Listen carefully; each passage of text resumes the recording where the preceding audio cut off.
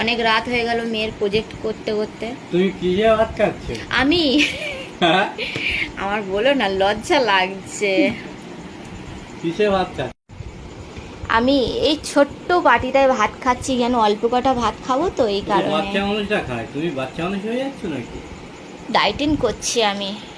আর এইদিকে আমাদের খাওয়া শেষ, দেখতে পাচ্ছ, আর তুমি কি করছো মানে বুঝে কত পাচ্ছি না। তাড়াতাড়ি খেয়ে নিয়েছো তুমি? আমি ভাত খাবো কি এখন একা একা? তোমার সাথে আছি, খাও। ঠিক আছে, চুপ করে এখানে বসে থাকবে, আমি ভাতটা খেয়ে নিই ঝপ করে। আমি খাবো না, মারছো না তুমি? আমি খাবো না।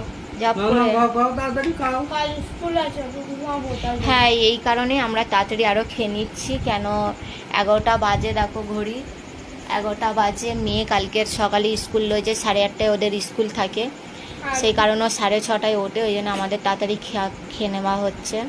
তাও অনেক দেরি হয়ে গেছে, আমরা 10টা থেকে 10:30টার মধ্যে খেয়ে নিই। ছোটো বাচ্চা তো উঠতে পারে না সকালে। এইটা কি জানো? এইটা এটা কি? কি এটা কি? এটা হচ্ছে সারাদিন তোমার মাথা খাই, এবার খাচ্ছি চিংড়ির মাথা। বাহ! এত স্বাদ লাগে না, কি বলবো। Short short short.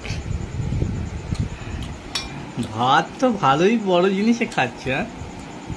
মনে হচ্ছে গড়ি সড়ি মানুষ, ওই জন্য এই বাটিটাই ভাত